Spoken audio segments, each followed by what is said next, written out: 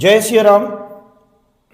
पद और प्रतिष्ठा के लिए तो पूरी दुनिया काम करती है, लेकिन धन्य है वो रघुवंशी जो निस्वार्थ भाव से कार्यरत रहते हैं और समाज को नई दिशा प्रदान करते हैं। इसी कड़ी में मेरे साथ में अखिल भारतीय अखंड रघुवंशी क्षत्रिय महापरिषद मध्य प्रदेश जिला इंदौर के रघुवंशी समाज अध्यक्ष श्री रणवीर सिंह जी रघुवंशी हैं, जिनका आज अपन पूरा पॉडकास्ट की तरह पूरी इंफॉर्मेशन देंगे, रघुवंश समाज के बारे में बताएंगे।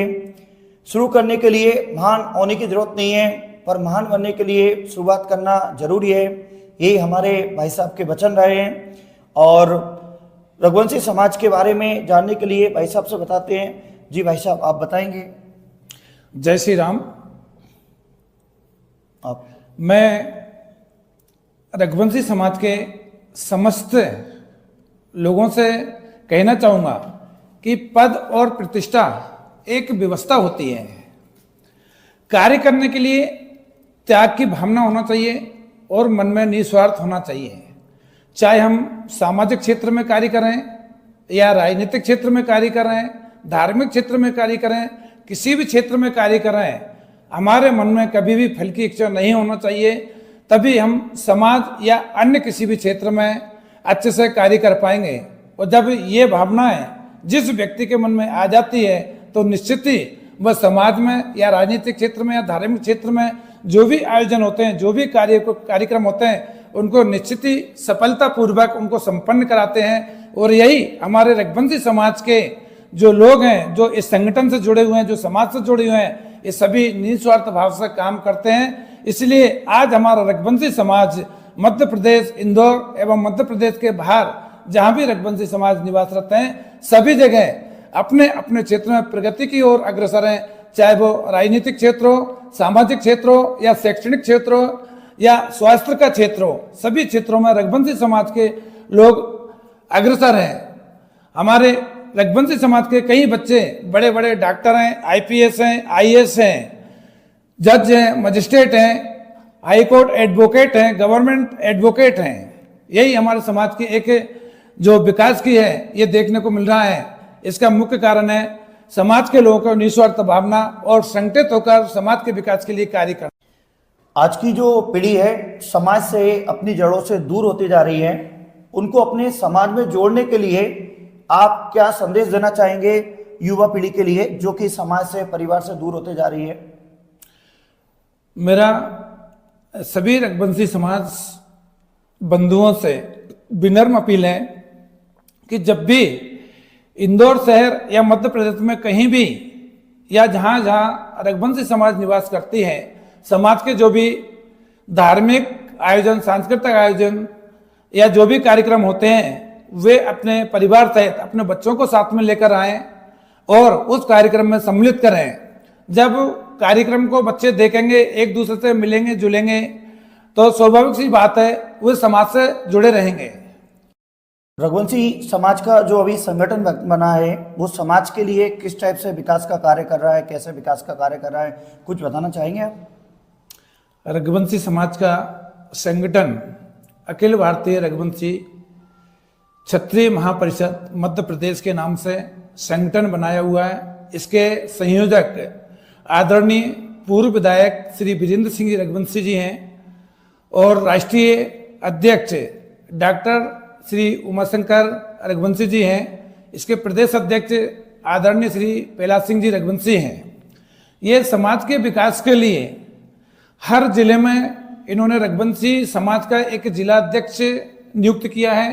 तहसील लेवल पर ग्रामीण क्षेत्रों तक हमारा रघुवंशी समाज का जो संगठन है ये समाज के उत्थान के लिए लगातार विकास के कार्यों के लिए प्रयास कर रहा है और सतत प्रत्येक क्षेत्र में हर जिले के हर गांव तक संगठन के पदाधिकारी वहां पहुंचकर समाज की गतिविधि जानते हैं और समाज के उत्थान के विषय में वहां चर्चाएं करते हैं।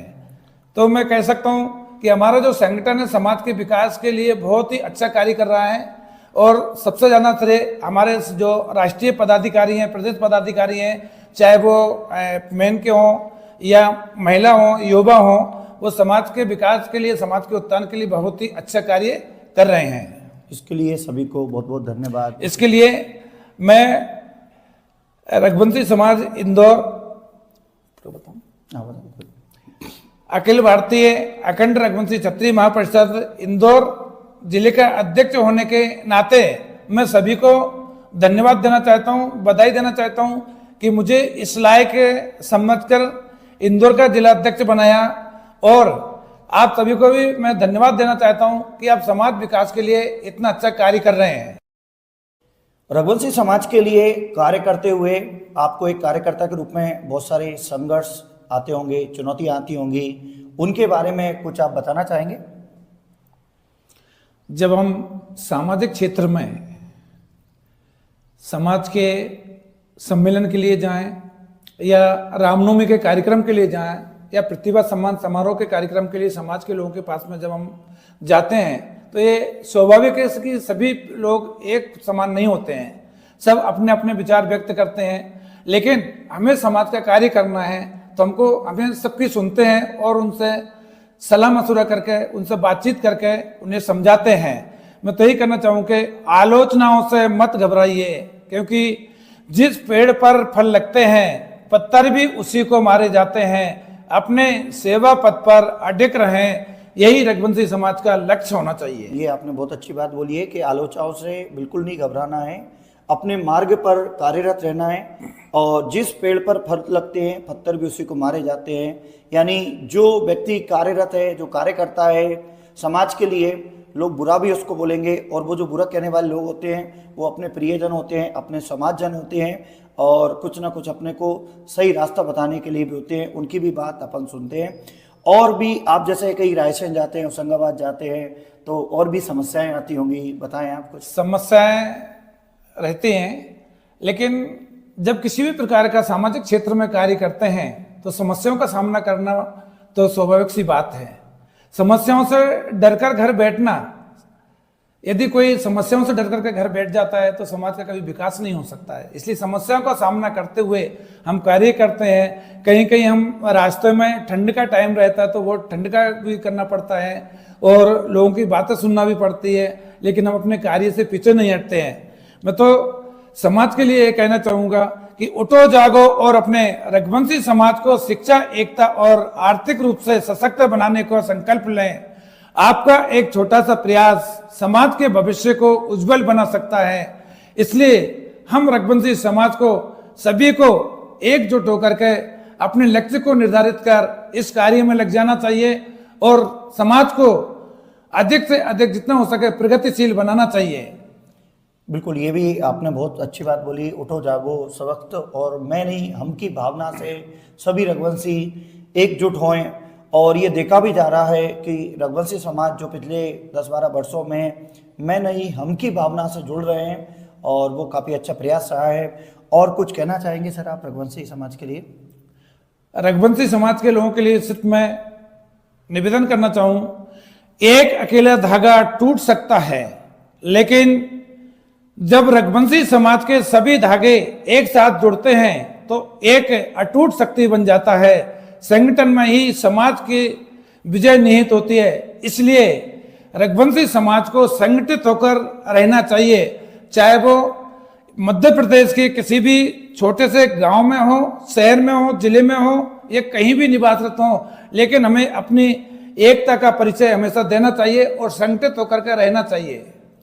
जी, बहुत अच्छा बोला आपने। सभी रघुवंशी समाज इस ओर दिख भी रहा है, अपना प्रगतिशील है, सभी संगठित हैं और एकता के साथ रह रहे हैं। काफ़ी अच्छा लगता है। अपने इंदौर में रघुवंशी समाज काफ़ी बड़े स्तर पर एक्टिव है, तो उसके बारे में आप कुछ कहना चाहेंगे? रघुवंशी समाज का मरी माता चौराहे पर एक रघुवंशी समाज के नाम से धर्मशाला है और पास में मर्यादा पुरुषोत्तम भगवान श्री राम, सीता जी और हनुमान जी का एक विशाल मंदिर भी है जो समाज के नेतृत्व में ही संचालित होता है। इंदौर शहर में रघुवंशी समाज में धार्मिक आयोजन होते रहते हैं, सामाजिक आयोजन होते रहते हैं। अभी खालसा कॉलेज में 21 दिसंबर को बहुत बड़ा युवक युक्ति परिचय सम्मेलन कार्यक्रम संपन्न हुआ, जिसमें इंदौर एवं मध्य प्रदेश के बाहर से जो भी रघुवंशी समाज निवासरत थे उन्होंने अपनी सहभागिता में प्रदान कर उस कार्यक्रम को संपन्न बनाया। लगभग 5000 लोग उस कार्यक्रम में एकत्रित हुए। इसके बाद में रामनवमी का बहुत ही भव्य कार्यक्रम होता है। राम जी की आराधना होती है, भागवत कथा का प्रोग्राम होता है, जुलूस निकाला जाता है और विशाल रूप में भोजन प्रसादी का कार्यक्रम भी होता है। और कार्यक्रम होता है जो हमारे प्रतिभावान बालक बालिकाएं होती हैं, जो बच्चे होते हैं, चाहे वो शिक्षा के क्षेत्र में हो या खेल के क्षेत्र में हो, किसी भी क्षेत्र में हो, जो अच्छे नंबर लेकर अच्छे नंबरों से पास होते हैं, उनको प्रतिभा सम्मान समारोह के माध्यम से उनका स्वागत सम्मान किया जाता है और साथ में उनके परिवार भी आते हैं और भोजे भी सब लोग साथ में करते हैं। आपके जीवन के बारे में आप कुछ बताना चाहेंगे? मैं गुना जिले के तहसील आरून के एक छोटा सा गांव खामखेड़ा है, मैं वहाँ का पैतृक निवासी हूँ। और मेरे जो फादर थे वो एक छोटे से किसान थे। वहाँ पर मेरी एजुकेशन नहीं हो पाया किसी कारणवश। 87 में जब मैं इंदौर आया तो मेरे बड़े भाई स्वर्गीय श्री राजेंद्र सिंह रघुवंशी जी, जो मेरे बड़े भाई भी थे, और उन्होंने मुझे एक बच्चे के समान, पिता के समान मुझे संभाला है और मुझे पढ़ाया लिखाया। इंदौर से ही मेरा ग्रेजुएशन कंप्लीट हुआ, गुजराती कॉलेज से। जब मैं गांव जाता हूं तो मुझे बड़ी प्रसन्नता होती है। गांव के सभी लोग बड़ा स्नेह करते हैं, आदर के साथ में बातचीत करते हैं, सम्मान करते हैं और मुझे भी बड़ा अच्छा लगता है। जब मैं इंदौर से गांव जाता हूं तो मुझे ऐसा लगता है कि वापस मुझे बचपन की यादें ताज़ा हो जाती हैं। आज भी आपको अपना गांव याद आता होगा? आज भी मुझे अपना गांव याद आता है। और इस बात का गांव वालों को भी काफ़ी मतलब गौरव होता है, वो काफ़ी अपने को प्राउड फील महसूस करते हैं कि हमारे बीच का बच्चा जब इंदौर में काम कर रहा है, तो ऐसा आपको स्नेह मिलता होगा, ऐसा प्रेम आपको प्रतीत होता होगा?